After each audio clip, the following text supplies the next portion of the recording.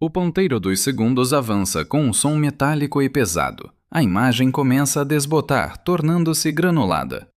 Pense no ano passado, não em um momento específico, não em uma viagem ou uma festa. Pense no ano inteiro, de janeiro a dezembro, 12 meses, 365 dias, cerca de 8.700 horas da sua vida. Agora, seja brutalmente honesto. Quanto disso você realmente consegue lembrar? Não as férias, nem o seu aniversário. Esses não contam. Seu cérebro já estava em alerta. Ele esperava por eles. Pense nas semanas comuns, aquelas terças-feiras nubladas, as tardes de quinta sem graça, os domingos à noite antes do peso da segunda-feira te atingir novamente.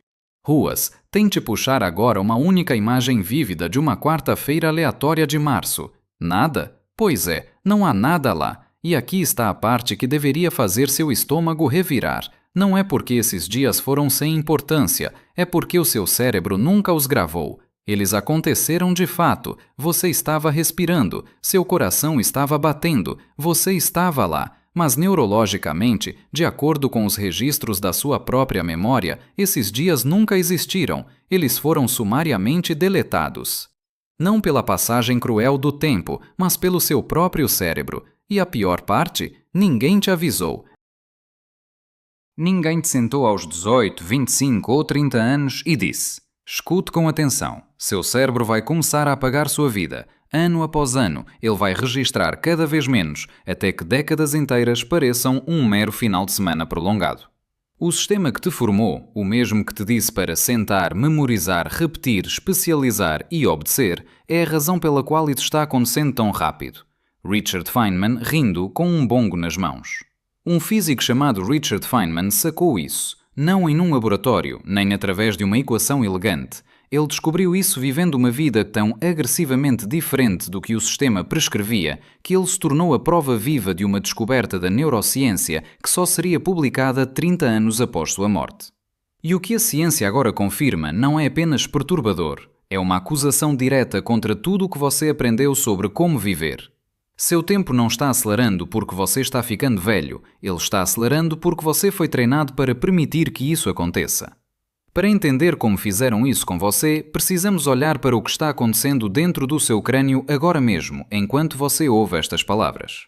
Em 2019, Adrian Beijan, um professor de engenharia mecânica da Duke University, publicou um artigo na European Review que finalmente colocou física pura por trás de algo que todo ser humano com mais de 30 anos já sente. O artigo se chamava "Por que os dias parecem mais curtos à medida que envelhecemos?" E a resposta não era filosófica, era mecânica. O que Beijan descobriu foi o seguinte: seu cérebro não mede o tempo com um relógio, ele mede o tempo através de imagens. Cada momento da sua experiência consciente é construído a partir de uma sequência rápida de instantâneos mentais, quadros visuais capturados pelos seus olhos, processados por suas vias neurais e montados no que você experimenta como o agora. Quando você era criança, essas vias eram curtas, lentas e rápidas. Os sinais corriam dos seus olhos para o seu córtex com quase zero de resistência.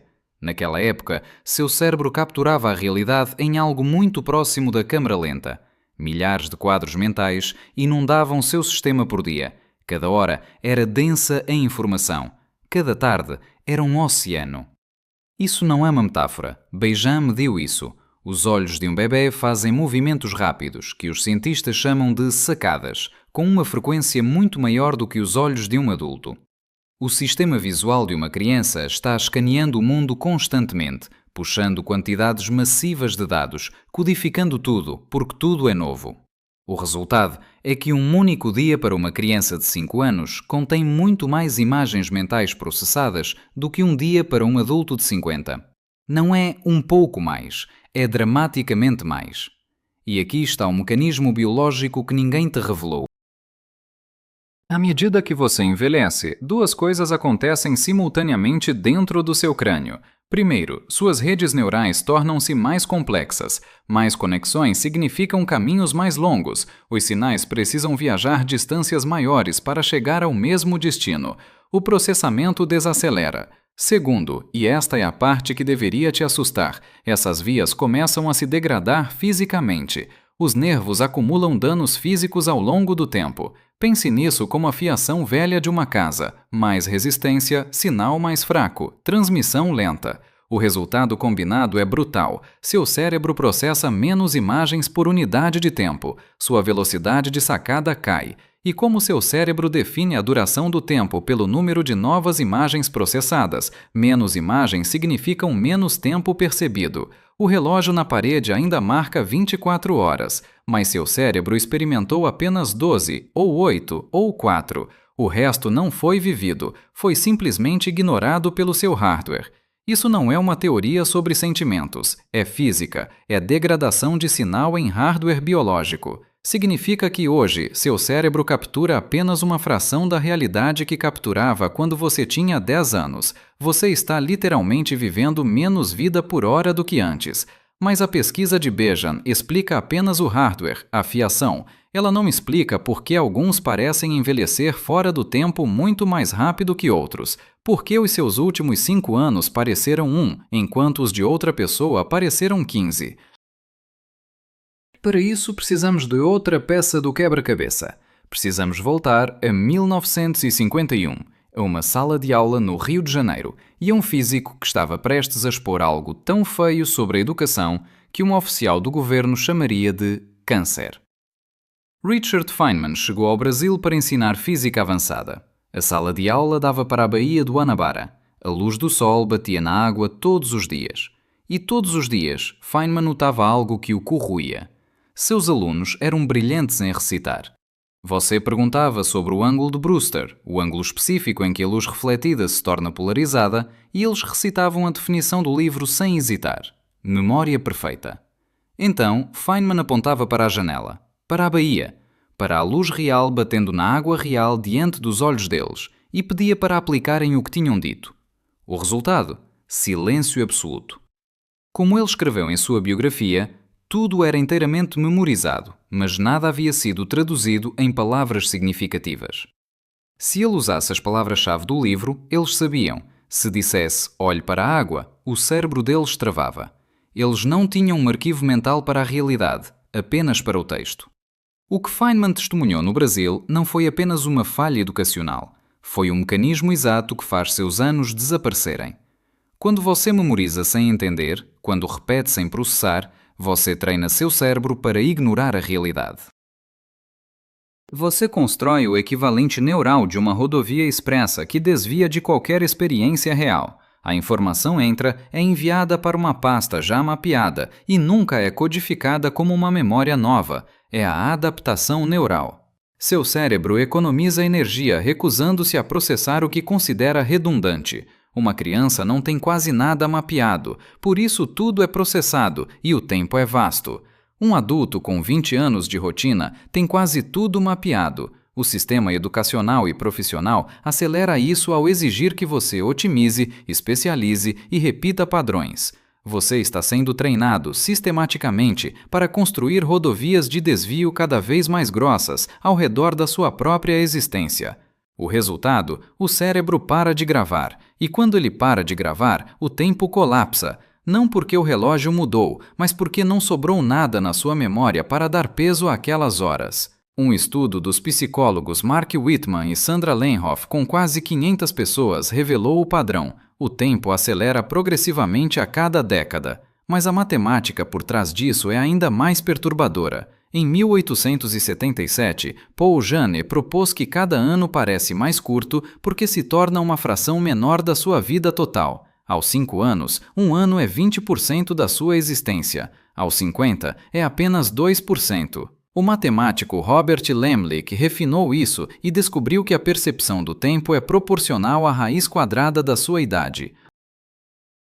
Sob esse modelo, a seguinte verdade emerge. Quando você chega aos 25 anos, cerca de metade da sua vida subjetiva, a vida que você realmente sente e lembra, já acabou. Você pode viver mais 60 anos, mas eles parecerão mais curtos que os 25 que você já queimou. Mas Richard Feynman quebrou essa lógica. Em 1946, na Universidade Cornell, ele estava emocionalmente destruído. Sua esposa, Arlene, havia morrido de tuberculose. A física tinha se tornado um peso, uma obrigação, um trabalho de especialista. Ele sentia que seu tempo estava escorrendo. Foi então que ele tomou uma decisão que atacava diretamente o mecanismo de aceleração de Béjan. Vou brincar com a física quando eu quiser, sem me preocupar com a importância. Brincar, não otimizar, não especializar. Brincar. Uma semana depois, no refeitório, alguém jogou um prato para o alto. O prato balançou. Enquanto todos viam apenas um objeto comum, o cérebro de Feynman travou no detalhe da medalha vermelha de Cornell girando mais rápido que o balanço do prato. Não havia motivo útil para estudar aquilo, nenhum financiamento dependia disso, mas ao forçar-se a notar o inútil, o cérebro dele saiu do modo de adaptação neural. As câmeras lentas de sua infância voltaram a ligar. Aquele prato levou as equações que lhe renderam o Prêmio Nobel de 1965. Mas, mais importante, foi um ato de rebelião neurológica contra o tempo. Feynman descobriu que manter 12 problemas favoritos abertos na mente, problemas sem resposta imediata, forçava o cérebro a nunca entrar no piloto automático. Ele se tornava um eterno iniciante. E para um iniciante, o tempo não corre, ele se expande. Feynman não era apenas um homem colecionando hobbies. Olhe para o padrão. Bongo, desenho, biologia, hieróglifos maias. Cada uma dessas atividades o colocava de volta na base, no estado de incompetente. E é aqui que a lição se torna pessoal. Seu cérebro processa dramaticamente mais informação quando você é um iniciante. Especialistas mapeiam seus domínios e seus cérebros pulam os detalhes para economizar energia. Um cirurgião em sua 5ª operação não está neurologicamente presente como estava na primeira. O relógio bate, mas o cérebro não grava. Feynman recusou-se a deixar a competência se tornar uma prisão neurológica. Enquanto o mundo te empurra para especializar, otimizar e criar rotinas, o que é o mesmo que pedir para o seu cérebro entrar em coma, ele saltava para onde era inútil. Ele forçava o tempo a expandir. Isso nos leva ao ato final. 15 de fevereiro de 1988. Richard Feynman está morrendo. Insuficiência renal. Câncer. Ele tem 69 anos, um Nobel e viveu 1000 vidas em uma. Suas últimas palavras foram: "Eu odiaria morrer 2 vezes, é tão chato." Não foi medo, foi tédio, porque o tédio é a assinatura neurológica de um cérebro que parou de processar o novo. Para Béjan, um cérebro entediado é um cérebro onde o tempo subjetivo parou. Feynman não temia a morte, ele temia o desligamento invisível da experiência real, que já acontece com a maioria das pessoas vivas. A diferença entre uma vida que voa e uma vida que permanece nunca foi o quê, foi a intenção. O sistema treinou você para parar de notar, para memorizar em vez de ver. Mas o mecanismo é reversível. Não através de aplicativos de produtividade, mas através do ato brutal e desconfortável de ser um iniciante novamente, de permitir-se sentir estúpido, de perder uma tarde com algo sem importância.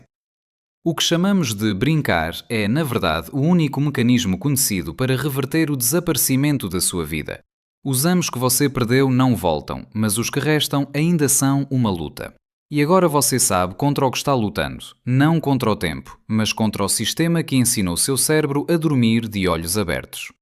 Saia da rodovia, olhe para o prato que balança. Se você quer realmente ver o mundo como ele é e ter tempo para isso, inscreva-se.